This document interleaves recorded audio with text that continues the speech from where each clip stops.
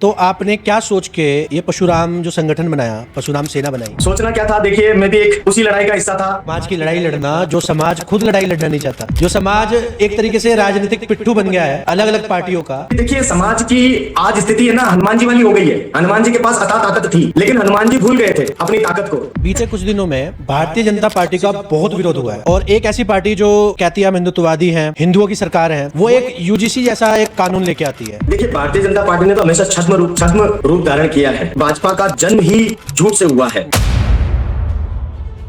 वहीं पर हम बात करें, जैसे आपने यूजीसी, एसटी और आरक्षण के ऊपर बात करी, तो सवाल ये है कि हमारे लोग लगातार विदेश में जा रहे हैं क्योंकि इस देश में हम थर्ड क्लास सिटीजन्स बन गए हैं। अब तक हम सिर्फ हिंदुत्व सनातन के नाम पर वोट देते हुए आ रहे हैं, कटो के बटो के नाम पर वोट देते हुए आ रहे हैं। देखिए ये एक मीठी गोली है, आप समझिए। आप देखिए बांट कौन रहा है, बांट भी तो राजनीति रही है ना। हमें SC ST OBC जनरल, इनमें किसने बांटा? संविधान ने बांटा है ना। फिर ये खड़े होकर कहते हैं कि बटोगे तो कटोगे। भाई काटने का काम तो आप ही लोगों ने किया है ना। एक कृत्य और हुआ प्रयागराज में, शंकराचार्य जी के ऊपर इस तरीके से करा गया, उनके छोटे छोटे बटुकों की चुटिया खींची गई, 80 साल के ब्राह्मण को जूते से मारा गया और उसके बाद कहा गया विधानसभा में खड़े होकर कि हर कोई व्यक्ति शंकराचार्य नहीं लगा सकता, हर व्यक्ति शंकराचार्य नहीं लिख सकता।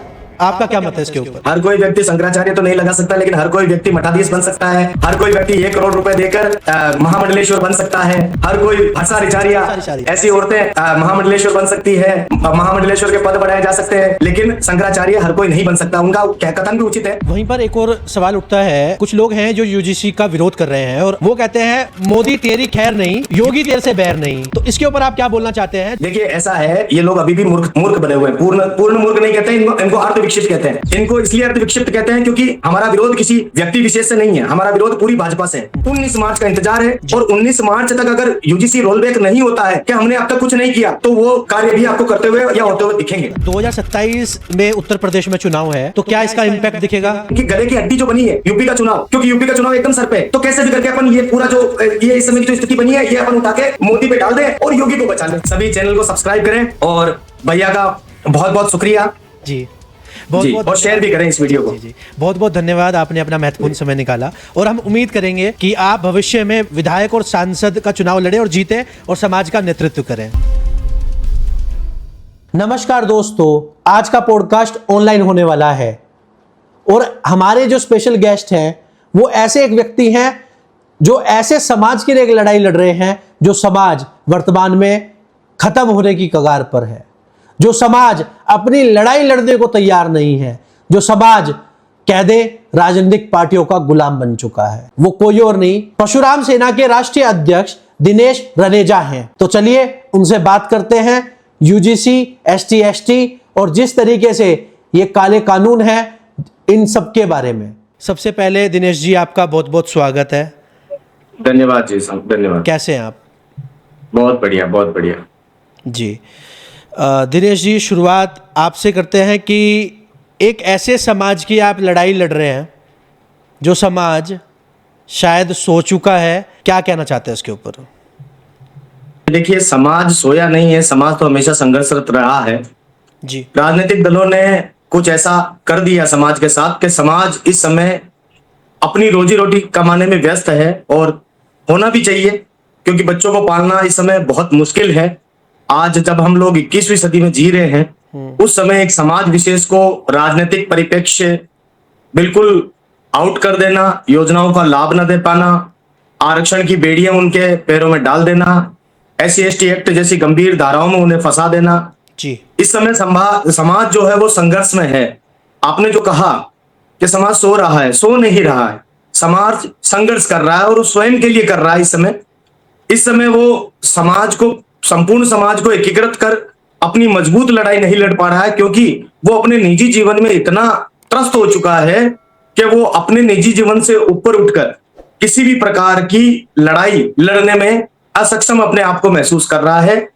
अतः हम जैसे जो लोग हैं, परशुराम सेना, हमारे बाकी के जितने भी सामाजिक संगठन हैं, वो लोग इनकी लड़ाई लड़ रहे हैं और मैंने भी यही तय किया है कि जब समाज अपनी लड़ाई लड़ने में असक्षम है तो समाज को एक मंच दिया जाए, एक ऐसा प्लेटफॉर्म खड़ा किया जाए जिसके तहत हम सामाजिक लड़ाई को आगे लड़ सके और समाज को न्याय दिला सके।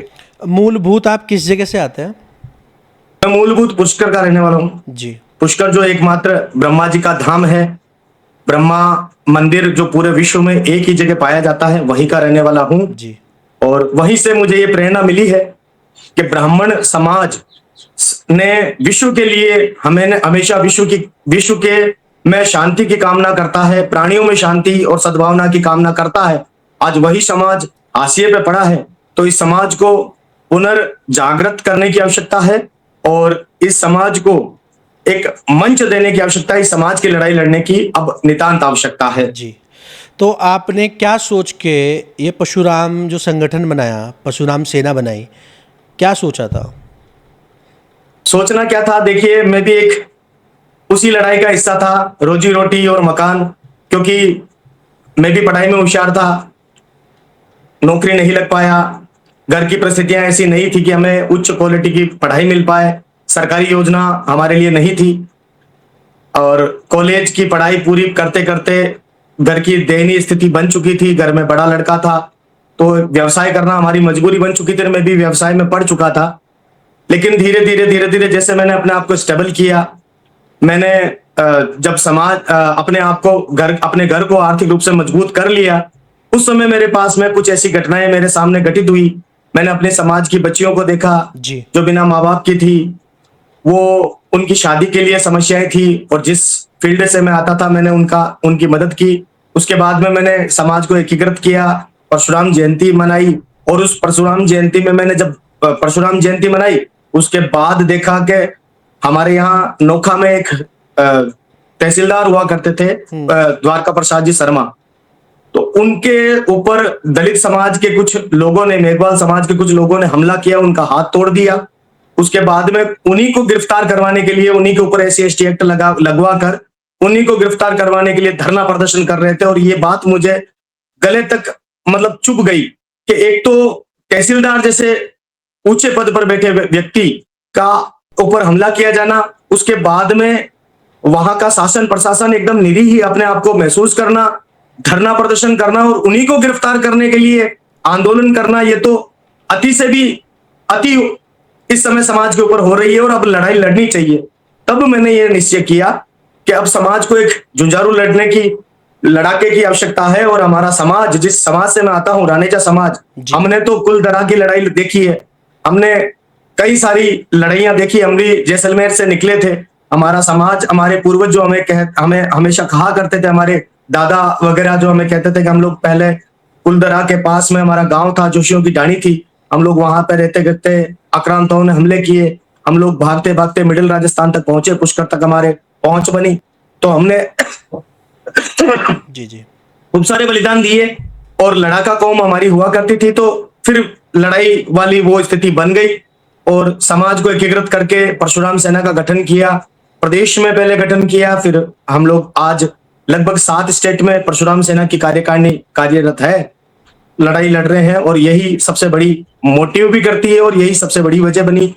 वो तहसीलदार जी आज भी हमारे साथ जुड़े हुए हैं और उनकी वजह से हम लोग इस सामाजिक लड़ाई की फील्ड में आ गए। फिर पीछे मुड़ने का कोई मौका नहीं मिला, क्योंकि एक लड़ाई को लड़ा, उसके बाद में नौहर थाने में एक 2 साल पुराना मामला था, एक अज्ञात पंचायत समिति में एक अज्ञात हमारे समाज के व्यक्ति की हत्या हो जाती है और किसी को कोई सुराग नहीं मिला। तो वहां भी हमने लगभग 20 दिन का धरना प्रदर्शन किया। वहां एक बुजुर्ग धरने पे बैठा था, उसकी सुध लेने वाला कोई नहीं था।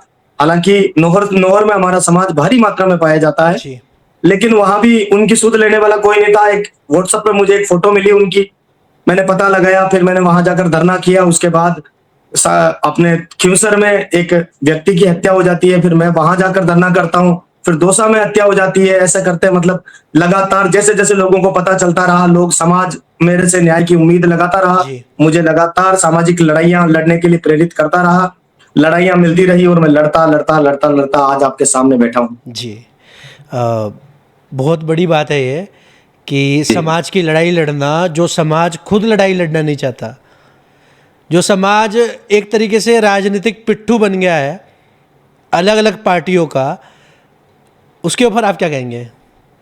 देखिए, समाज की आज स्थिति है ना, हनुमान जी वाली हो गई है। हनुमान जी के पास अथाह ताकत थी, लेकिन हनुमान जी भूल गए थे अपनी ताकत को, तो किसी जामवंत जी ने उन्हें अपनी ताकत याद दिलाई। मैं समाज को सिर्फ इतना ही कहना चाहूंगा कि मुगलों से लड़े तब भाजपा नहीं थी, कोई राजनीतिक दल नहीं था। अंग्रेज जब हमारे शासनकाल में, अंग्रेजों का जब शासनकाल था, तब भी कोई राजनीतिक दल हमारे साथ नहीं थे हमें बचाने के लिए। जब कुलतरा पे हमारे हमला हुआ था, तब 84 गांव खाली हो गए थे, उस समय भी कोई राजनीतिक दल नहीं थे। हमारे अंदर का शौर्य था, हमारे अंदर की ऊर्जा थी, हमारे अंदर की ताकत थी, हमने अपने आप को बचाया। कोई राजनीतिक दल बचाने के लिए सामने नहीं आया। राजनीतिक दल तो इस समय आप देखिए बंगाल में भी है, राजनीतिक दल कश्मीर में भी थे, लेकिन जब हमला होता है, जब आपके सामाजिक परिवेश पे, आपकी संस्कृति पे जब हमला होता है, तब लड़ना आपको स्वयं को पड़ता है। कोई राजनीतिक दल उस समय आपको बचाने के लिए आगे नहीं आएगा। तो मैं अपने समाज को सिर्फ इतना कहना चाहूंगा कि लड़ाई आपको लड़नी है, ये लड़ाई आपकी है, ब्राह्मण की लड़ाई है। चाहे धर्म की लड़ाई समझो, चाहे देश की लड़ाई समझो, चाहे स्वयं की लड़ाई समझो, हमें अपने आप को मजबूत करना होगा। हम मजबूत रहेंगे तो देश मजबूत रहेगा, धर्म मजबूत रहेगा, हमारे परिवार मजबूत रहेंगे, हमारे संस्कार मजबूत रहेंगे। जहां जहां हम लोगों ने दूसरे के कंधे पे बंदूक लगाकर अपने आप को सुरक्षित करना महसूस किया है, वहां से हमारा पतन हो चुका है। अफगानिस्तान इसका जीता जागता उदाहरण है, कश्मीरी पंडित इसके जीते जागते उदाहरण है।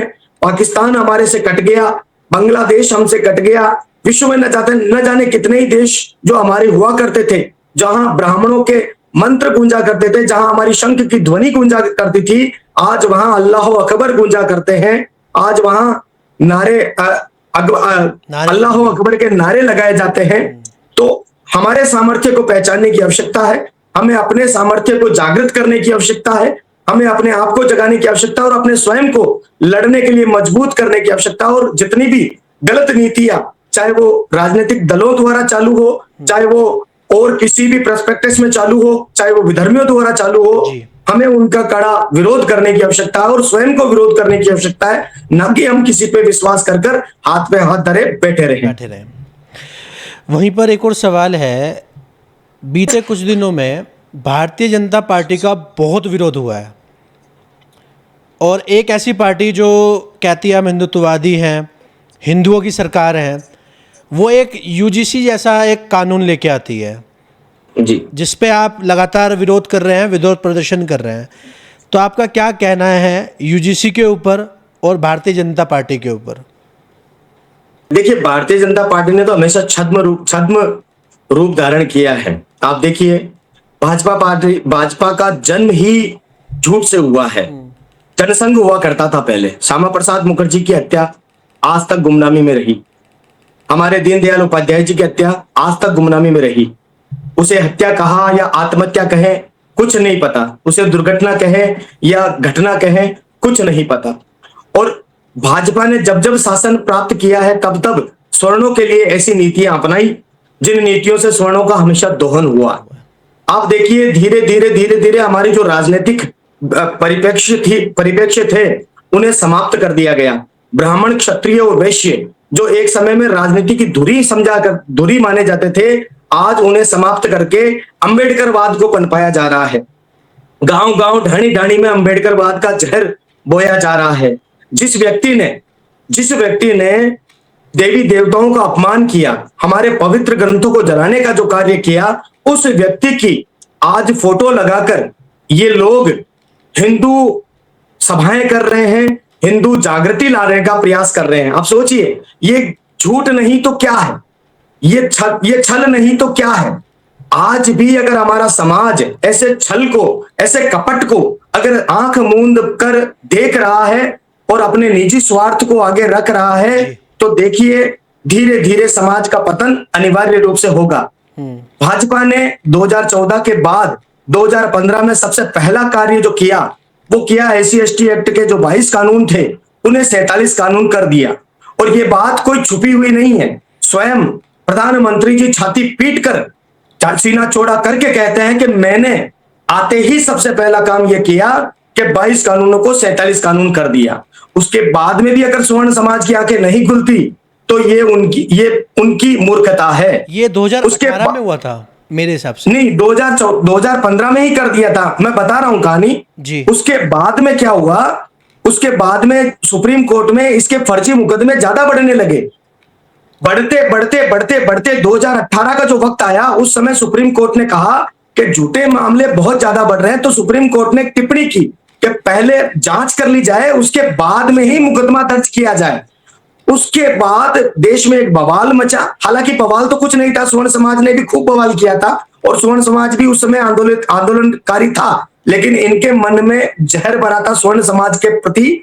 तो इन लोगों ने अध्यादेश लाकर सुप्रीम कोर्ट की उस टिप्पणी को पलट दिया और उन्हें और ज्यादा मजबूत कर दिया कि पहले गिरफ्तारी हो, किसी भी प्रकार की जांच ना हो, और किसी भी व्यक्ति के ऊपर अगर झूठा भी केस लगा दिया जाए तो उन्हें कम से कम पहले गिरफ्तार कर लिया जाए, 6 महीने तक उनको बेल नहीं दी जाए। ऐसे गंदे कानून लगाया गया और अब ये 2026 में हमारे बच्चों को फंसाने के लिए, क्योंकि वो जो SC/ST एक्ट जो था वो सिर्फ बाहर के लोगों के लिए था, लेकिन जैसे ही आप देखिए 2021 के बाद यूनिवर्सिटियों में लगातार ब्राह्मणवाद मुर्दाबाद, ब्राह्मण भगाओ देश बचाओ, ब्राह्मण बनिया और ये विदेशी हैं, है ना, इन्हें विदेश भगाओ, तिलक तराजू और तलवार इनको मारो, जूते चार, ऐसे जब नारे लगाए गए और ऐसे नारे छोटे छोटे कोनों में छुपकर दबकर लगाए जा रहे थे, क्योंकि जैसे ही स्वर्ण समाज को या स्वर्ण समाज के छात्रों को जब इन विषयों का जब पता चलता तो वो कड़ा विरोध करते, और कड़ा विरोध करते तो उस समय ये नारे लगा पाना उनके लिए बड़ा मुश्किल हो रहा था।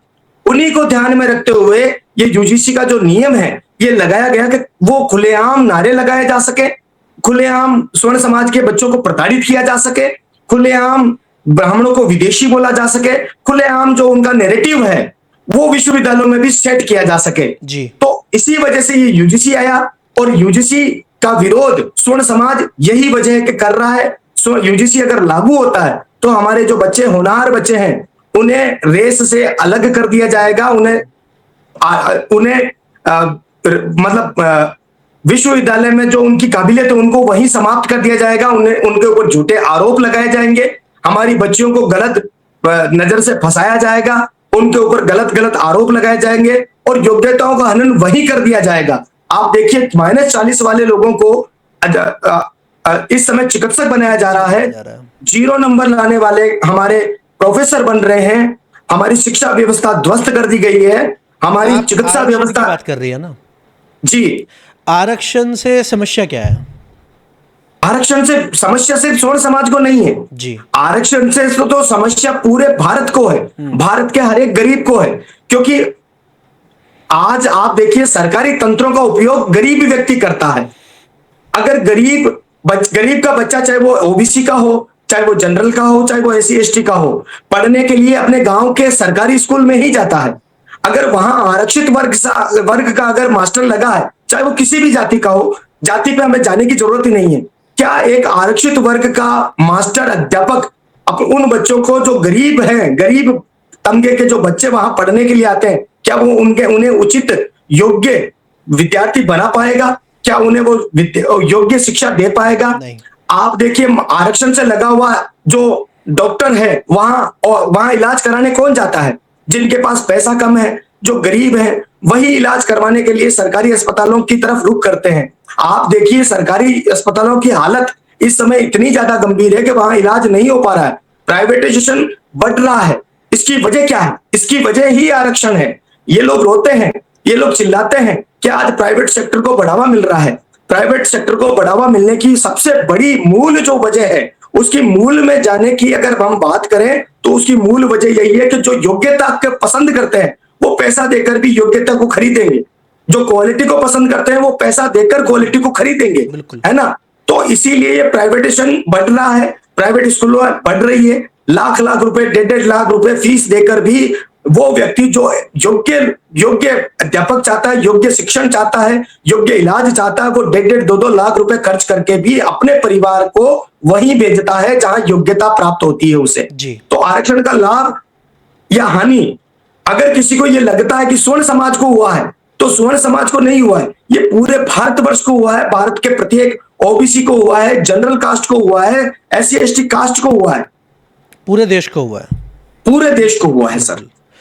वहीं पर हम बात करें, जैसे आपने यूजीसी, ST/ST और आरक्षण के ऊपर बात करी, तो मुझे समझना है कि हमारे साथ जब से देश आज़ाद हुआ है उत्पीड़न तो हमारे साथ हो रहा है, जी, स्वर्ण के साथ हो रहा है, तो सवाल ये है कि हमारे लोग लगातार विदेश में जा रहे हैं क्योंकि इस देश में हम थर्ड क्लास सिटीजन्स बन गए हैं। जिसका जी। मन करता है वो हम पे एसटी एक्ट लगा देता है।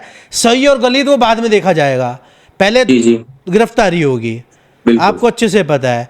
तो हमारा समाज, स्वर्ण समाज अब तक कैसे सो रहा है? अब तक हम सिर्फ हिंदुत्व, सनातन के नाम पर वोट देते हुए आ रहे हैं, कटो के बटो के नाम पर वोट देते हुए आ रहे हैं। क्या चल रहा है ये? देखिए, ये एक मीठी गोली है, आप समझिए।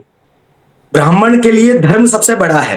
ब्राह्मण ने, क्योंकि हमने भी अपने पूर्वजों से यही सुना, दादा परदादा ने हमें यही समझाया कि जहां भी हमला होता था वो लोग हमारे धर्म को नष्ट करने के लिए आते थे, हम अपने धर्म को बचाने के लिए लड़ाई लड़ते थे। तो धर्म इन राजनीतिक दलों को भी अच्छी तरह से पता है। ब्राह्मण, बढ़िया, क्षत्रिय, ये तीनों के तीनों कौम जो है आज तक धर्म को बचाने के लिए लड़ती आई है।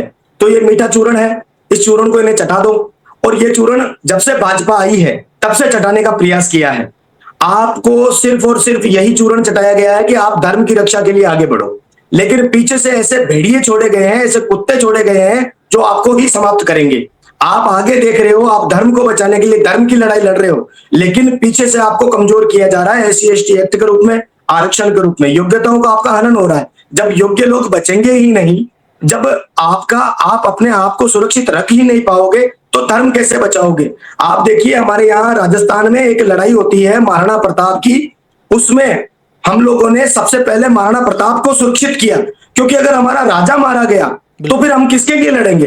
तो आपने देखा होगा कि महाराणा प्रताप जंगलों में गए, उन्होंने वहां घास की रोटी खाई, और उस युद्ध का, जो युद्ध हल्दी घाटी में लड़ा जा रहा था, उस युद्ध को हमने समाप्त नहीं किया। हमारे यहाँ के मेनहरिया ब्राह्मण उस समय युद्ध में कूद पड़े और उस युद्ध को अंततः विजय प्राप्त किया। उसके पहले जब हमारे राजा हार रहे थे, हमारे महाराणा प्रताप हार रहे थे, उस समय हमने सबसे पहला कार्य जो किया वो अपने महाराणा प्रताप को जीवित, हालांकि महाराणा प्रताप ने भी मना किया था, नहीं मैं नहीं जाऊंगा, युद्ध छोड़ के हम नहीं जाएंगे। हमने उन्हें खूब समझाया, राजन आपको जाना पड़ेगा, क्योंकि आप हैं तो ये जगह है, ये मेवाड़ है, हमारा राष्ट्र है, आपके बिना हम कुछ नहीं है, आपकी सुरक्षा सर्वप्रथम है। तो इसी प्रकार अगर हम अपने आप को सुरक्षित नहीं रखेंगे, जो धर्म को बचाने वाले योद्धा हैं वो अपने आप को अगर सुरक्षित नहीं रखेंगे, अपने आप को अगर बचाएंगे नहीं, तो धर्म की लड़ाई कैसे लड़ पाएंगे? ये सोचने की विषय है, ये समझने का विषय है, और यही समाज को समझना चाहिए। जी। वहीं पर जो एक कटो के बटो की राजनीति है पूरे देश में कि बटो मत, नहीं तो काटे जाओगे, डर का माहौल क्रिएट करा जाता है। वो बांट कौन रहा है? आप देखिए ना, बांट कौन रहा है जी, आप देखिए बांट कौन रहा है। बांट भी तो राजनीति रही है ना। हमें SC/ST OBC जनरल, इनमें किसने बांटा? संविधान ने बांटा है ना। बिल्कुल। फिर ये खड़े होकर कहते हैं कि बटोगे तो कटोगे। भाई, काटने का काम तो आप ही लोगों ने किया है ना। आप ही लोगों ने हमें जनरल बनाया, आप ही लोगों ने हमें OBC बनाया, आप ही लोगों ने हमें SC/ST पर वर्ग बनाया, आप ही ने ये वर्ग बनाया। कुछ लोगों को बहुत ज्यादा दे दिया, कुछ लोगों को कुछ नहीं दिया। लड़ाई तो आप लोगों ने खुद ने डाल रखी है। फिर आप कहते हो कि बटोगे तो कटोगे। ये सिर्फ जुमले हैं। इन जुमलों को समझने की जरूरत है। हमें संविधान ने बांटा है, हमें राजनीतिक दलों ने बांटा है, हमें इन सामाजिक संगठनों ने बांटा है। अगर बटेंगे, अगर हम लोग सामाजिक संगठनों का सपोर्ट करते हैं, हम राजनीतिक दलों का सपोर्ट करते हैं, या हम लोग इस समय हमारे संविधान का सपोर्ट करते हैं, बांटने वाली राजनीति का सपोर्ट करते हैं, बांटने वाली योजनाओं का सपोर्ट करते हैं, तो निस्संदेह हम बट रहे हैं, और बट रहे हैं तो कट भी रहे हैं जी। बाकी भाषण देने से क्या होता है? भाषण भले ही ये लोग देते रहे कि बटोगे तो कटोगे, आप लोग एक लोग, ये सिर्फ वोट बैंक की राजनीति है। वोट लेंगे, वोट लेने के बाद में UGC जैसा कानून लाएंगे, और UGC जैसे कानून में फिर आपको बांटने का काम करेंगे, जहां SC/ST OBC को एक खड़े में रखेंगे और जनरल कास्ट को कहेंगे कि तुम शोषित हो, तुम शोषणकारी हो, तुम शोषण करने वाले हो, तुम पे आरोप लगाए जाएंगे। और आरोप लगाने वाले कौन होंगे? OBC वाले, SC/ST वाले, माइनॉरिटी वाले, विकलांग वाले, महिलाएं, कितने सारे लोग हैं जो आपको नोच कर खाना चाहते हैं। आपको परोस दिया है थाली में, और आपको खाने के लिए, आपको काटने के लिए, आपको खत्म करने के लिए कई सारे गंदी मानसिकता के लोगों को आपके ऊपर छोड़ दिया। मैं इस समय सारे OBC के लिए ये नहीं कहता, मैं सारे SC/ST के लोगों के लिए नहीं कहता, लेकिन जो अंबेडकरवाद, जो नक्सलवाद, जो माओवादी, जो इस समय विश्वविद्यालयों में पनप रहे हैं, उनके जो संगठन विश्वविद्यालयों में पनप रहे हैं, वो निसंदेह इसी एक्ट का फायदा उठाएंगे और हमारी जनरल कास्ट के लोगों को दबाएंगे, उन्हें खत्म करने का, उन्हें समाप्त करने का, उनका हनन करने का हर संभव प्रयास करेंगे।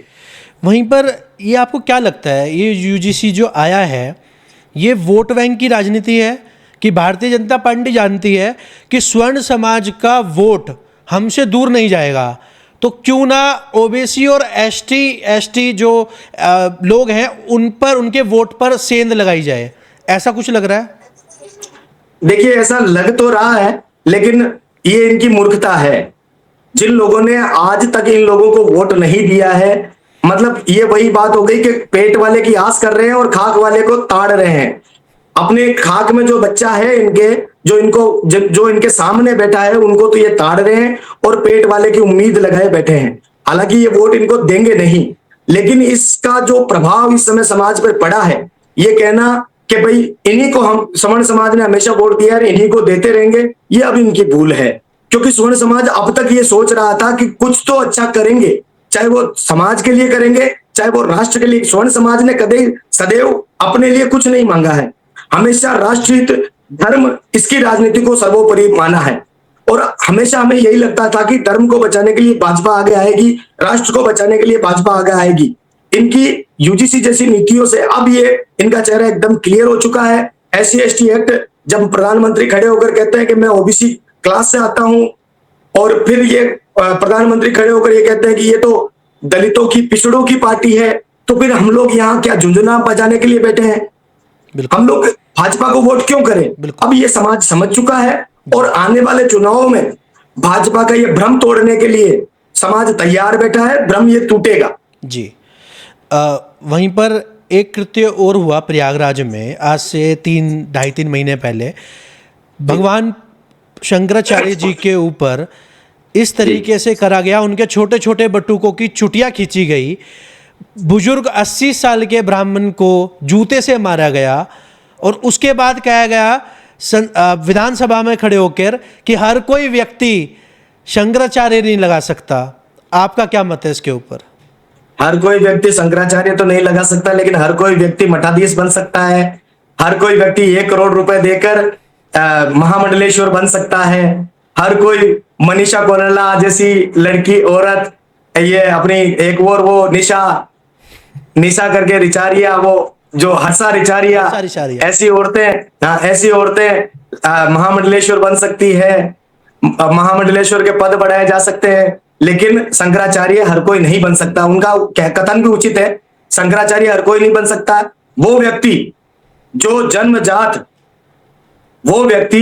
जो जन्मजात अपने आप को संयमित रखे, वो व्यक्ति जो जन्म से लेकर अब तक, जब तक वो शंकराचार्य के पद पर आसीन होता है, तब तक अपने आप को शुद्ध रखे, सही आचरण रखे, शास्त्रों का अध्ययन करे, गुरु की शरण में रह के शास्त्रों को समझे, शास्त्रार्थ करे, अपने धर्म को समझे, वही व्यक्ति शंकराचार्य बनने के योग्य होता है। और अभिमुक्तेश्वरानंद उन्हीं में से एक हैं। हर कोई व्यक्ति तो शंकराचार्य जी बन भी नहीं सकते, और शंकराचार्य जी की जो नियुक्ति होती है वो एक शंकराचार्य ही कर सकता है। बाल ब्रह्मचारी रहना उनकी मजबूरी है। बाल ब्रह्मचारी रहते हुए, शास्त्रों का अध्ययन करते हुए, अपने किसी एक विशिष्ट शंकराचार्य, उनके गुरु जो होते हैं, उनके द्वारा ही उनको पद दिया जाता है। शंकराचार्य जी का पट्टाभिषेक किया जाता है, तो उनके द्वारा उनका पट्टाभिषेक हुआ है। और अगर योगी जी ने यह कहा है कि हर कोई नहीं बन सकता है, तो हर कोई वास्तव में नहीं बन सकता है।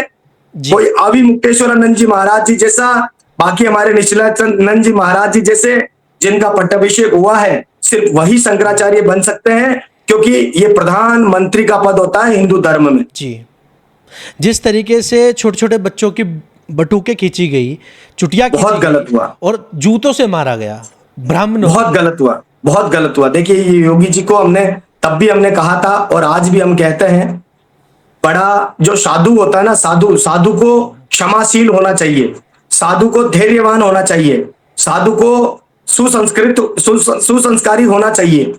अगर उनके प्रशासन से किसी भी प्रकार की गलती हुई है, तो उसी समय अगर योगी आदित्यनाथ जी शंकराचार्य जी के पास जाते, उन्हें हाथ पकड़कर कहते कि लो महाराज, मेरे प्रशासन से गलती हुई है, आप चलिए, मैं आपका स्नान हम साथ में करेंगे, हम आपको स्नान भी करवाएंगे और आपका सम्मान सम्मान भी बढ़ाएंगे, तो ये विवाद उसी समय खत्म हो जाता। जी। लेकिन जिस प्रकार से अहंकारवश योगी आदित्यनाथ जी ने जो अपशब्द शंकराचार्य जी के लिए बोले और उन बटुकों की जिस प्रकार से शिका घुमाई गई, अब ब्राह्मण समाज, धर्म को पहचानने वाले वो हर एक वो व्यक्ति आज हताहत हैं, आज आहत हैं। और आप देखिए आज योगी आदित्यनाथ का पक्ष सिर्फ चाटुकार लोग ही ले पा रहे जी। हैं, वो संत जो सत्ता की पैरवी करते हैं वही ले पा रहे हैं। बाकी जो रियल में संत हैं, जो वास्तविक संत हैं, जिन्होंने संन्यास को ग्रहण किया है, वो लोग आज योगी आदित्यनाथ पे उंगली ही उठाते नजर आएंगे आपको। जी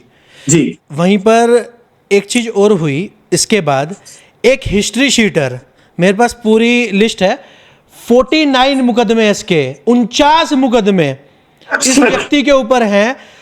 और ये व्यक्ति पूजनीय शंकराचार्य जी के ऊपर लगाता है यौन शोषण का आरोप। मेरे पास फोटोज भी हैं नेताओं के साथ, हर एक बीजेपी का नेता इस व्यक्ति के साथ मिल चुका है। जो हिस्ट्री शीटर है वो आरोप लगाता है। तो देखिए ना बीजेपी के कथनी, जी। बीजेपी की कथनी और कथन करनी में कितना फर्क है। अभी योगी जी का आपने बयान सुनाया था कि हर कोई व्यक्ति शंकराचार्य नहीं बन सकता है, लेकिन हर कोई व्यक्ति जो हिस्ट्री सीटर है वो एक संत भी बन सकता है, वो शंकराचार्य पे आरोप भी लगा सकता है। खुद हिस्ट्री सीटर है, खुद के ऊपर इतने सारे मुकदमे चल रहे हैं, यौन शोषण के मुकदमे चल रहे हैं, महिलाओं से बलात्कार के मुकदमे जिनके ऊपर चल रहे हैं, वो व्यक्ति शंकराचार्य जी जैसे शुद्ध व्यक्ति पर आरोप लगाता है। हालांकि सुप्रीम कोर्ट ने रोक लगा दी, लेकिन आप देखिए इससे भाजपा का जो चेहरा अब तक लोगों के सामने नहीं था, वो चेहरा भी अब सामने आ चुका है कि ये लोग किस प्रकार गंदी मानसिकता पड़े हैं अपने आप को जिताने के लिए, कि किस हद तक गिर सकते हैं। ये इनका चेहरा अब लोगों के सामने आ चुका है। आने वाले चुनावों में हम लोग सब शंकराचार्य जी का सम्मान करते हैं, जैसे वो आदेशित करेंगे वैसे ही हम लोग आने वाले चुनावों में जिस भी पार्टी का समर्थन करने के लिए बोलेंगे या फिर अपनी खुद का दल उतारने का प्रयास करेंगे, तो हम लोग उनके साथ जाएंगे। और ये जो कारण हुआ है, ये जो कृत्य इन लोगों का, गंदा कृत्य जो इन लोगों ने शंकराचार्य जी पे किया है, ये जितना इसकी निंदा की जाए उतनी निंदा कम है। जी। वहीं पर हम बात करें कि एक ऐसी पार्टी जो रात दिन हिंदुत्वा कि हम हिंदू हैं, सबसे बड़े हिंदू हम ही हैं और हमारे पास एक भगवाधारी भी है उत्तर प्रदेश में, वो पार्टी गौ हत्या बंद नहीं कर पाती, गौ माता को राष्ट्र माता घोषित नहीं कर पाती। पूजनीय शंकराचार्य जी का सिर्फ ये कहना है कि गौ माता को राष्ट्र माता घोषित कर दो, सनातन धर्म में सर्वोच्च पद पर गौ माता है, पर उनके ऊपर इस तरीके के आरोप लगाए गए। और गौ माता सबसे ज्यादा कट रही है पश्चिमी उत्तर प्रदेश, पूरे उत्तर प्रदेश में। तो आपका क्या मत है, एक ऐसी पार्टी हिंदुत्व की राजनीति करती हो, सनातन की बात करती हो और गौ माता सिर्फ फोटो में दिखती हो कि फोटो खिंचवा लेंगे बाकी कटने दो, आपका क्या मानना है? देखिए योगी जी ने भी कई बार अपने मंचों से, भाषण से ये कहा है गौ माता हमारी माता है। गौ की वो कई बार फोटो भी लगाते हैं अपने खुद के आश्रम में, आपने देखा होगा गौ की सेवा करते हुए उनकी फोटो आती है। और बड़ा दुख होता है कि ऐसे महान संत तपस्वी गोरक्षनाथ के मंदिर के महंत, गोरक्ष नाम में ही गौ की रक्षा है। आप देखिए जहां गोरक्ष नाथ का जो मंदिर है, उनके मठाधीश है, वहां के महंत हैं, और वो इतना अगर तुच्छ सा काम अपने राज्य में नहीं करवा पा रहे हैं, तो ये उनकी सबसे बड़ी कमजोरी है। उन्हें बुलडोजर बाबा कहें बहुत छोटा शब्द है, उन्हें हिंदू हृदय सम्राट कहें बहुत छोटा सा शब्द आज प्रतीत होता है। क्यों? क्योंकि इतना छोटा सा कार्य है कि गौ माता को कम से कम, राष्ट्र माता तो उनके हाथ में नहीं होगा घोषित करवाना, राज्य माता है, लेकिन राज्य माता तो घोषित करवा ही सकते हैं, वो तो उनके हाथ में है। एक छोटा सा अमेंडमेंट पास करके चाहे तो वो एक रात में अपने क्षेत्र में, अपने राज्य में, महाराष्ट्र में किया है ना, बिल्कुल, महाराष्ट्र में शिंदे जी ने किया है, बिल्कुल, तो वैसा कार्य अपने क्षेत्र में क्यों नहीं करवा सकते? क्या योगी आदित्यनाथ जी भी उसी प्रकार, जिस प्रकार से मोदी जी फेंकू हैं, फेंकते हैं फालतू चीजें, जुमलेबाज हैं, दिखावटी हिंदूवादी हैं, वैसे ही क्या महंत योगी आदित्यनाथ जी भी बने हुए हैं? अब जनता देख रही है। शंकराचार्य जी ने जो 11 तारीख को गौ युद्ध जो छेड़ा है, उसका परिणाम जैसा भी हो, हमें तो यही लगता है कि परिणाम अच्छा आएगा। लेकिन अगर परिणाम इसके उलट आता है तो माफ करना, योगी आदित्यनाथ जी का समर्थन करना अब हिंदुओं के बस में नहीं है। क्योंकि ना तो इन्होंने हिंदू राष्ट्र बनाया, ना गौ माता को राष्ट्र माता घोषित किया, उल्टा सवर्णों के ऊपर SC/ST एक्ट को मजबूत किया, अंबेडकर वाद को बढ़ावा दिया। उस अंबेडकर को जिसने पानी पी पी कर अपने जीवित रहते हुए हिंदू समाज के देवी देवताओं को गालियां दी, हिंदू समाज को गालियां दी, हिंदू समाज के पंडित पुजारियों को गालियां दी। जिन जीवित रहते हुए जब जब गांधी जी ने आंदोलन किए तब तब इन्होंने हिंदुओं के दलित समाज को ले जाकर मंदिरों में अनायास प्रवेश करने का प्रयास किया, गर्भगृह को अपवित्र करने का प्रयास किया। ऐसे व्यक्ति को ये लोग बढ़ावा दे रहे हैं और अब ये स्वर्ण समाज अच्छी तरह से देख रहा है, हिंदू समाज अच्छी तरह से देख रहा है। आने वाले समय में चाहे महंत योगी आदित्यनाथ जी हो, चाहे हमारे मुख्य प्रधानमंत्री मोदी जी हो, चाहे अमित शाह जी हो, अब इनके जुमले चलने वाले नहीं है। क्योंकि अगर इन्हें हिंदू हृदय सम्राट बनना है तो इसी वर्ष इस देश को हिंदू राष्ट्र भी बनाना पड़ेगा और गौ माता को राष्ट्र माता घोषित करना पड़ेगा। जी, वहीं पर एक और सवाल उठता है, कुछ लोग हैं जो UGC का विरोध कर रहे हैं और काफ़ी हद तक आपके साथ भी रहते हैं, और मैंने उनके काफ़ी सारी स्पीचेस देखी हैं। वो कहते हैं मोदी तेरी खैर नहीं, योगी तेरे से बैर नहीं। तो इसके ऊपर आप क्या बोलना चाहते हैं? जो व्यक्ति UGC के ऊपर नहीं बोला, ST/ST कानून जब आपके हमारे सबके ऊपर लादा गया तब नहीं बोला, तो क्या ऐसे व्यक्ति का समर्थन करना चाहिए? देखिए ऐसा है, ये लोग अभी भी मूर्ख बने हुए हैं। पूर्ण मूर्ख नहीं कहते इनको अर्ध विक्षिप्त कहते हैं। अर्ध विक्षिप्त, इनको इसलिए अर्ध विक्षिप्त कहते हैं क्योंकि हमारा विरोध किसी व्यक्ति विशेष से नहीं है, हमारा विरोध पूरी भाजपा से है। आज भाजपा में ऐसा नहीं है कि स्वर्ण समाज के नेता नहीं है। योगी आदित्यनाथ जी अकेले नेता नहीं है, स्वर्ण नेता। हमारे वहां के यूपी के, आपने देखा होगा थोड़े दिनों पूर्व जब यूपी के अंदर एक सभा, ब्राह्मण महासभा हो रही थी, उस समय जितने भी ब्राह्मण उप मुख्यमंत्री जी दिनेश जी वगैरह जो बैठे थे, उनका भी भरपूर विरोध हुआ था। हम विरोध जो कर रहे हैं इस समय भाजपा के प्रत्येक स्वर्ण का कर रहे हैं, भाजपा के प्रत्येक नेता का कर रहे हैं, और विशेष तौर से जो मुख्यमंत्री पद पर, चाहे वो राजस्थान के हमारे मुख्यमंत्री भजनलाल जी हो, चाहे वो यूपी के योगी आदित्यनाथ जी हो, चाहे वो हेमंत कुमार विश्व शर्मा जी हो, चाहे वो कोई भी व्यक्ति हो जो UGC पर अपने स्वर्ण समाज, जो इस तरह की बांटने की नीति पर अपना पक्ष नहीं रख पाता, जो स्वर्ण समाज की पीड़ा को नहीं समझ सकता, जो ये कहता है कि हम सबका साथ सबका विकास करेंगे और उस सबके साथ सबके विकास में स्वर्ण समाज को नहीं देखता, उन सबका विरोध है। अगर कोई व्यक्ति ये कहता है कि योगी जी का विरोध, योगी जी तुमसे बैर नहीं, मोदी तेरी खैर नहीं, तो ये उनकी मूर्खता है। खैर तो किसी की भी नहीं है, ना तो योगी जी की खैर है, ना मोदी जी की खैर है, और ना ही हमारे भजनलाल जी की खैर है, ना हेमंत कुमार विश्वा जी की खैर है। खैर किसी की भी नहीं है। जो व्यक्ति स्वर्ण समाज से आता है और इस समय स्वर्ण समाज की पीड़ा को नहीं समझ पा रहा है, उन सब की खैर नहीं है इस बार तो। जी, वहीं पर हम बात करें कि स्वर्ण समाज ने 8 तारीख को रामलीला मैदान में आह्वान किया था। हम लोगों ने शांतिपूर्ण ढंग से अपनी बात रखने के लिए हम लोग वहां गए थे, क्योंकि UGC को लेकर काफी सारे भ्रम फैलाए जा रहे हैं जी। काफी सारी उत्पीड़न, शोषण होने की कहानियां फैलाई जा रही है। 103% मामले बढ़ने के बातें कही जा रही है, जबकि आंकड़ों को छुपाया जा रहा है। तो हम लोगों ने सच को सामने लाने का प्रयास किया था कि दुनिया के सामने रामलीला मैदान से हम लोग भारत के सारे लोगों को, चाहे वो SC/ST वर्ग से आते हो, चाहे OBC वर्ग से आते हो, चाहे वो जनरल वर्ग से आते हो, UGC पे जो भी भ्रम फैलाए जा रहे हैं कि शोषित वंचित वर्गों के लिए ये लाया गया है, ये भ्रम हम लोग तोड़ने के लिए ही वहां जाने वाले थे। हम अपनी सच्चाई बताने के लिए जाने वाले थे। आज हमारे विश्वविद्यालय में चाहे वो किसी भी समाज का बच्चा हो, अपनी मित्रता करते समय वो किसी से जात नहीं पूछता है, बिल्कुल आपस में एक दूसरे के साथ घुल मिलकर रहता है। बच्चों में किसी भी प्रकार का जातीय भेदभाव नहीं होता है, किसी भी प्रकार के ऊंच नीच वाले भेदभाव बच्चे नहीं करते हैं। हमारे जो छोटे छोटे बच्चे हैं, चाहे वो गली हो, मोहल्ला हो, खेलते कूदते पढ़ते लिखते समय किसी भी प्रकार के विवाद नहीं करते हैं, जातिगत भेदभाव नहीं होते हैं।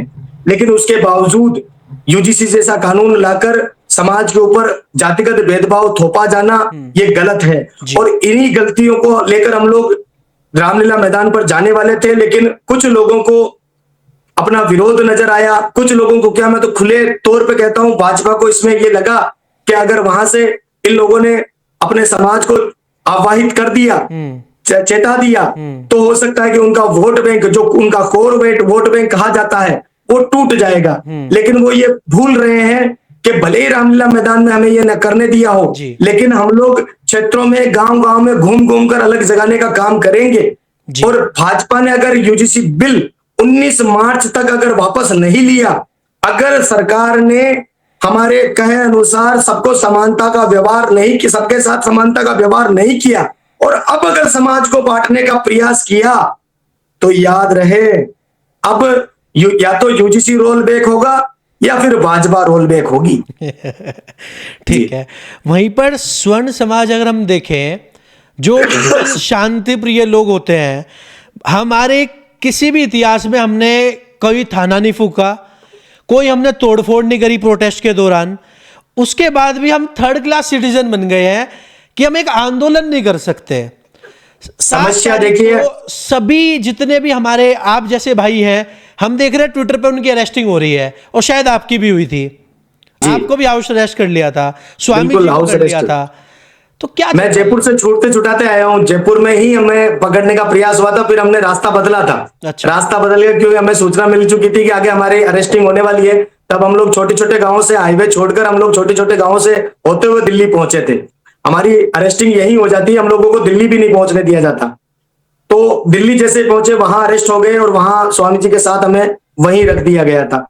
एक्चुअली देखिए समस्या क्या है, समस्या यह है कि आपने जैसे कहा था कि ना तो हमने कभी थाने फूके, हमें आजादी के बाद से लगातार संविधान के दुहाई देकर हमें कमजोर किया गया।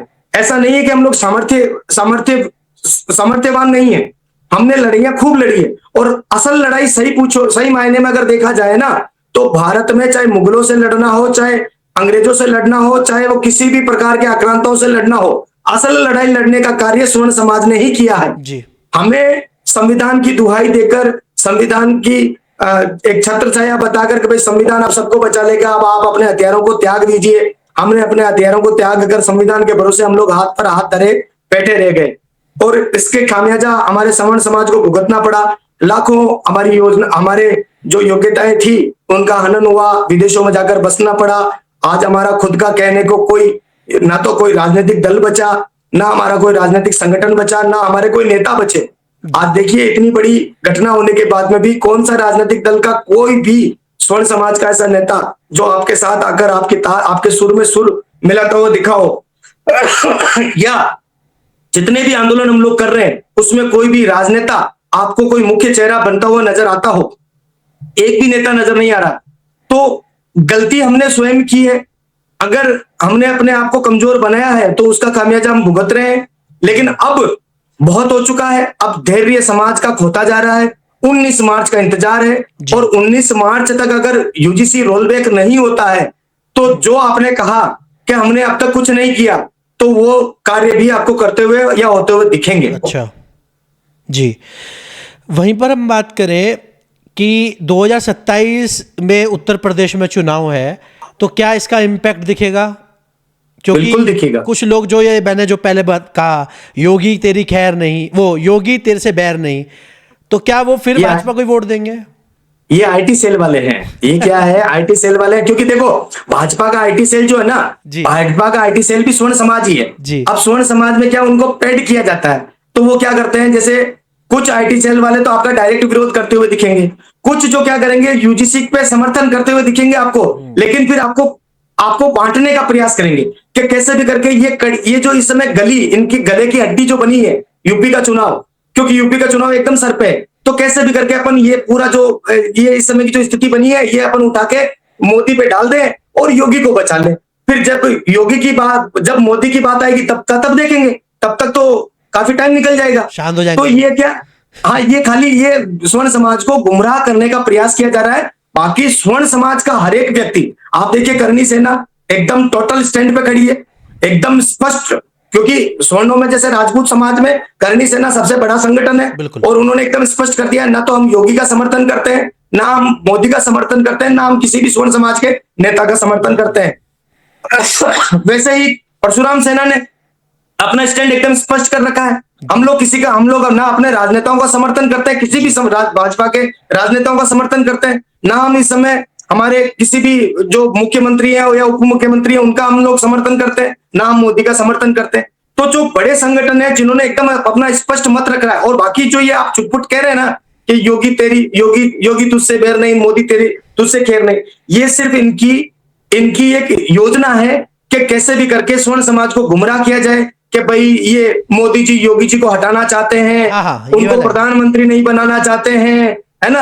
अगर हटाना चाहते तो योगी जी भी तो मंजे हुए खिलाड़ी हैं, आए खुलकर आए और कहे भाई मेरे स्वर्ण साथियों, मैं इस यूजीसी में आपके साथ हूं, मैं इसको पूरी तरह से हटाने का प्रयास करूंगा, और ये लो मेरा पूरा फील्ड तैयार है, पूरे यूपी में आप जहां चाहो वहां आंदोलन करो, जहां चाहे वहां धरने करो, और मेरी तरफ से ये लो मैंने मुख्यमंत्री लेटर पे लिख दिया है, और मोदी जी को स्पष्ट लिख दिया है कि यूजीसी रोल बैक किया जाना चाहिए, लिख दे। चुप है वो तो, हम लोग साथ आ जाएंगे। वो तो चुप है। अब चुप है और चुप है तो फिर हम भी चुप रहेंगे। हम भी वोट देते समय एकदम चुप रहेंगे, फिर हम तुम्हारे लिए क्यों बोले। वहीं पर लास्ट 2-3 सवाल है। 18 तारीख को जयपुर में एक आंदोलन किया जा रहा है आपके द्वारा। ये आंदोलन नहीं है जी, क्या है? ये स्वर्ण महापंचायत है। ठीक है, ये आंदोलन नहीं है, स्वर्ण महापंचायत है, जहां पे हम लोग SC ST एक्ट, आरक्षण और यूजीसी, इन सारे मुद्दों पे हम लोग बात करेंगे। कैसे ये समाज में आए, किन गलतियों की वजह से ये समाज में आए, क्या वास्तव में समाज में भेदभाव रहा है, क्या वास्तव में हमने किसी जाति के साथ भेदभाव किया है, अगर किया है तो किस प्रकार का किया है, किन परिस्थितियों में किया है, और वो परिस्थितियां लोगों के सामने, क्योंकि जो व्यवस्थाएं, जो सत्य हम लोग दिल्ली के रामलीला मैदान से समाज को अवगत करवाना चाहते थे, वो वहां से हमारे नहीं हो पाई, तो उन्हीं व्यवस्थाओं को, उसी गति को हम लोग अब जयपुर में रामलीला मैदान में करने जा रहे हैं जी। पर अगर दोबारा एक दिन पहले 17 तारीख को हाउस अरेस्टिंग कर ली गई भजन लाल जी के द्वारा, तो क्या करेंगे आप? यहां भी भजन लाल जी चले जाएंगे फिर। हम तो चाहते हैं कि वो हाउस अरेस्ट करें, हम तो चाहते हैं कि हाउस अरेस्ट करें, क्योंकि जो दिल्ली में हुआ उसके बाद अगर ये लोग यहां करते हैं तो फिर हम लोग भोपाल में भी है 15 तारीख को, 15 मार्च को भोपाल में भी है, 18 मार्च को यहां जयपुर में है, उसके बाद में हरियाणा में है। जहां जहां ये लोग हाउस अरेस्ट करेंगे वहां का स्वर्ण समाज इनसे टूटता जाएगा। हम तो चाहते हैं, यही तो हमारी आंदोलन की रणनीति है कि अरेस्ट आप हमें सफल करो, आप हमें सफल करो, हम तुम्हें सफल कर देंगे। बस एक लास्ट सवाल, 2-3 सवाल है। पहले ये बताइए कि हमारा पूरा का पूरा समाज अब तक कहाँ सोया हुआ था? हमने ST ST एक्ट खा रखा है। ST ST एक्ट हमारे समाज ऊपर लग रहा है, चाहे वो ठाकुर हो, ब्राह्मण हो, बनिए हो, काइस्त हो, चारों पर। और उसके बाद हम आरक्षण झेल रहे हैं जब से आज़ाद हुए, और अब UGC। तो कहाँ था समाज? क्यों सो रहे थे हमारे पूर्वज? देखिए, समाज को तो है ना बेवकूफ बनाया गया, आप समझिए। कहीं की वो कहते हैं ना, कहीं की बातें कहीं का रोड़ा, है ना, लाके हमारे सर पे फोड़ा। अब जैसे ब्रेस्ट टैक्स का झूठ समाज में फैलाया गया, जबकि ऐसी घटना कभी घटित हुई ही नहीं है जी। त्रावणकोर की जो घटना ये लोग बताते हैं, ऐसी घटना कभी नहीं हुई, लेकिन फिर भी उसको फैलाया गया। अब यहाँ के व्यक्ति को अगर आकर कहे कि वहां ब्रेस्ट टैक्स लिया जाता था, और बड़े बड़े समाचार पत्रों में ये चीजें डाल दी जाए, तो काफी लोग इससे प्रभावित हो जाते हैं कि हुआ होगा, गलती हुई होगी। तो ऐसे झूठ फैला कर, इनके शोषण की कहानियां बता कर, कहानियां सुना कर हमारे समाज को गुमराह किया गया। और जब SC ST एक्ट समाज में लाया गया था, उस समय समाज के अंदर जो लिटरेसी रेट थी, हमारी जो एजुकेशन पॉलिसी थी, उसमें हम लोग काफी पिछड़े हुए थे, और उस पिछड़ेपने का फायदा उठाते हुए इन लोगों ने झूठ फैलाते हुए हमारे ऊपर SC ST जैसी एक्ट थोप दिया। और जब लगाया गया था ना, उस समय इतने कठोर नियम नहीं थे। जैसे मोदी जी कहते हैं ना 22 कानूनों को अब 47 कानून कर दिया गया। उस समय सिर्फ इतना था, हमारे समाज को यह कहा गया था कि भाई आप सार्वजनिक रूप से किसी हरिजन को, मतलब जो उनका जाति सूचक शब्द है वो लेकर अपमानित ना करें। तो स्वर्ण समाज एग्री हो गया, क्योंकि हम वैसे करते नहीं थे, हम करते ही नहीं थे, तो कानून लगाओ ना भले हमारे ऊपर। भाई क्या फर्क पड़ने वाला है। लेकिन हमें ये नहीं पता था कि ये जो SC/ST एक्ट जब लगाया जाएगा तब तो ये बोलकर लगाया जाएगा कि भाई तुम इनको सार्वजनिक रूप से गाली ना दोगे, इनको प्रताड़ित ना करोगे, इनकी जमीनें नहीं हड़पोगे, इनके घरों पे हमले नहीं करोगे, इनकी भूमि, इनके पैसों पे हमले नहीं करोगे, इनके ऊपर किसी भी प्रकार का उत्पीड़न नहीं करोगे। इसकी वजह से SC/ST एक्ट दिया गया था और हमने स्वीकार कर लिया था। लेकिन फिर उनमें धीरे धीरे धीरे धीरे धाराएं जोड़ते गए, बिल्कुल, है ना, संशोधन करते गए, धाराएं जोड़ते। शुरुआत में सिर्फ 5 या 7 धाराएं ही थी, 5 या 7 ही पॉइंट थे, उनको फिर धीरे धीरे 22 किया, 22 से लगाकर अब 47 कर दिया गया। अब तो छोटी मोटी बात हो जाए, आप किसी को जानते ही ना हो, आप यहाँ अपने घर में बैठे हो, एक व्यक्ति यहाँ से विदेश में बैठा है, वहां उठकर वो खड़ा होके सीधा आपके खिलाफ ऑनलाइन कंप्लेंट डालेगा और आपके ऊपर SC/ST का मुकदमा हो जाएगा। माहौल ऐसा हो गया है कि आप अपनी बहन के साथ कहीं जा रहे हैं और किसी ने उसके साथ कुछ गलत बोला, कुछ गलत किया आपके सामने, तो अब ऐसी स्थिति बन गई है कि आप सोचेंगे, पहले पूछेंगे भाई तू ST/ST तो नहीं है, क्योंकि अगर मैं तेरे को रोकूंगा। ऐसी घटना हुई है, ऐसी घटना राजस्थान में हुई है, मूंछ वाली घटना, मुकेश मेघवाल की घटना आपको पता होगा। अभी थोड़े दिनों पहले एक आंदोलन भी हुआ था जिसमें ये लोग कई जगहों पे आपको कहते दिख जाएंगे कि राजस्थान में मूंछ रखने पे किसी को मार दिया गया। जबकि मैं आपको एक चीज बताऊं, राजस्थान में पगड़ी और मूंछ किसी भी जाति के लिए बंधित नहीं है। बिल्कुल, यहाँ ये शान समझी जाती है। यहाँ सबसे बड़ा मूंछ मैन भी एक दलित समाज से आता है, बंजारा समाज से। सबसे बड़ा मूंछ मैन जिसकी सबसे लंबी मूंछ है वो भी एक दलित समाज से आता है। तो यहाँ मूंछ वाला कोई लड़ाई नहीं थी। उन दोनों ब्राह्मण बच्चों पे जो राजपुरोहित समाज से आते थे, उन दोनों बच्चों पे SC/ST के तहत फर्जी मुकदमा दर्ज करवाया गया था। उस फर्जी मुकदमे में वो लोग 2 साल से पीड़ित थे। उन्होंने पैसा भी दिया, अपने बाप को भेजकर, अपने पिता को भेजकर उस मुकेश मेघवाल के पैरों में पगड़ी रखी, है ना, और उसका वीडियो बनवाया गया। उसका वीडियो बनाकर वीडियो सर्कुलेट किया गया कि देखिए हम मनुवादियों को अपने पैरों की जूती पे रखते हैं। इतनी बड़ी शर्मिंदगी होने के बाद में जब उन बच्चों ने उस मुकेश मेघवाल को फोन करके पूछा, भाई अब तू चाहता क्या, तुमने हमारी बेइज्जती कर दी, हमसे पैसे ले लिए, अब तू SC/ST एक्ट वापस क्यों नहीं ले रहा है, तब उसने ये कहा कि एक रात के लिए अपनी बहन को हमारे पास भेज दे। और ये घटना ये कोई भी भाई स्वीकार नहीं करेंगे। तब उन दोनों भाइयों ने वहां से बाइक उठाई और अगले ही दिन गाड़ी पे सूरत से राजस्थान पहुंचे और अगले ही दिन उसके पेट में छुरा डाल के उसकी हत्या कर दी। असली घटना ये थी, लेकिन इस घटना को मूंछ के नाम पे प्रचारित किया गया कि मूंछ रखने पे मार दिया। मूंछ, दुनिया को वास्तविकता नहीं बताई गई। यही घटना वापस मटकी कांड में हुई। 2 बच्चे क्लास में लड़ रहे थे, अध्यापक ने दोनों बच्चों को मारी थी। अब एक बच्चा बीमार था, 1 महीने के बाद उसकी मृत्यु होती है और कहते हैं कि मटकी से पानी पीने पे मास्टर जी ने मार दिया। पूरे देश में बवाल मचा था, पूरे देश में हुआ था। बिल्कुल, 1 महीने बाद वो बच्चे की मृत्यु हुई थी बीमारी की वजह से। वो बीमार था, उसके कानों में कोई बीमारी थी, कानों में मलबा भरा हुआ था और वो मलबा उसके मस्तिष्क में भर चुका था। आप सोचिए, एक थप्पड़ मारने से कोई मलबा भरता है क्या? गाल पे थप्पड़ मारी गई और 2 बच्चों के मारी गई थी। और टीचर मारते समय इतना तो ध्यान रखते हैं, रेसेस थी, खाने की छुट्टी थी, बच्चे खेल रहे थे, मस्ती कर रहे थे, लड़ रहे थे आपस में, टीचर आए, दोनों को छुड़ाते हुए एक थप्पड़ लगा दी, भाई क्लास में जाकर बैठो। अब लड़का बीमार था, बुखार आया हुआ था उस समय उसको, वो घर पे जाके रोते हुए कहता है टीचर ने मेरे मार दी। बस वो एक मार दी चल रहा था। उसके बाद में भीमसेना को वैसे ही फंडिंग कर रखी है हमारी प्रिय भाजपा ने, हमारे प्रिय मोदी जी ने 6343 करोड़ रुपए इस बार भी बजट में दिए हैं ऐसी घटनाओं को जन्म देने के लिए, ऐसे लोगों को हेलीकॉप्टर में बिठाने के लिए, हवाई जहाज की यात्राएं करवाने के लिए। इस व्यक्ति को निकाल के भी हमारे प्रिय मोदी जी ने इनसे जेल से बाहर निकाला और देश में घूम कर अराजकता फैलाने के लिए इसको खुले सांड की तरह छोड़ रखा है।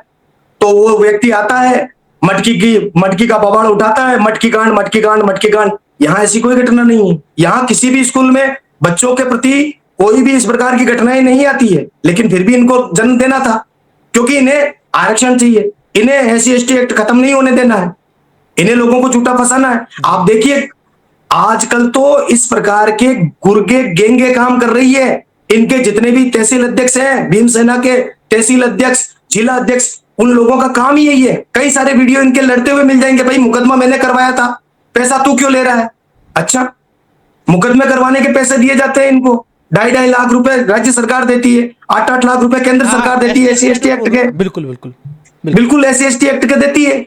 और अगर वो ना दे तो हम जैसे गरीब व्यक्ति जिसके ऊपर SC ST एक्ट होता है, वो लोग 2.5 लाख रुपए जैसे वो 2 भाइयों ने दिए थे ये तो कमाई का छूटने के, जरिया है, ये तो कमाई का जरिया बना दिया है। तगड़ा जरिया है। आप ये देखिए, ये डाका डाला जा रहा है स्वर्ण समाज के ऊपर। इसे समझने की जरूरत है स्वर्ण समाज को। हम यूं ही नहीं, हमने अपना घर बार परिवार ऐसे ही नहीं छोड़ा है, हमने अपने जीवन को ऐसे ही खतरे में नहीं डाला, क्योंकि हम लोग समझ रहे हैं इस चीजों को। आज स्वर्ण समाज भले ही ना समझे, लेकिन हम लोग समझ चुके हैं जी। हम लोगों की भी मित्रता है। ऐसा नहीं कि भीमसेना वालों से हमारी मित्रता नहीं है, हम लोगों की भी मित्रता, हम भी पूछते हैं जी भाई कैसा चल रहा है। भाई जो व्यक्ति लगातार समाज के लिए संघर्ष कर रहा है, आप देखिए 2017 में ये क्या नाम इनका, चंद्रशेखर रावण, ये 2017 में जेल से बाहर आता है, 2018 में भीमसेना का निर्माण करता है, भीम आर्मी का निर्माण करता है, और 2026 आते आते ये सांसद बन जाता है। दिनेश रणेजा 2013 से समाज की सेवा कर रहा है, अपनी सारी दुकानें खपा दी, अपनी सारी पूंजी लुटा दी, अपन रोड पे आने जैसी कगार पे आ गया, अपनी स्थिति डाउन कर ली, आज तक उसका कोई भला नहीं हो पाया। लेकिन ऐसे व्यक्तियों का तुरंत भला हो जाता है। कैसे? क्योंकि इनको एस्ट्रो मनी मिलती है, इनको पेड सेवाएं मिलती है, इनको मोदी जी और योगी ये अपने मुख्यमंत्री जी के द्वारा, राज्य सरकार द्वारा और केंद्र सरकार द्वारा मोटी फंडिंग होती है। आप एक मुकदमा लाओ, 2.5 लाख रुपए आपको राज्य सरकार दे देगी, 8 लाख रुपए आपको केंद्र सरकार दे देगी। 10 लाख का बजट है, 10 लाख खर्च होंगे, तब तक दूसरा मुकदमा पकड़ लेना, 10 लाख एक और मटकी कांड आ जाएगा। 10 लाख फिर आ गए, 20 लाख हो गए, ये 20 लाख हो गए, साल दर साल चलता रहेगा। साल में आपको 3 मुकदमे ही तो करवाने हैं, 30 लाख रुपए, 5 मुकदमे करा दिए तो 50 लाख रुपए।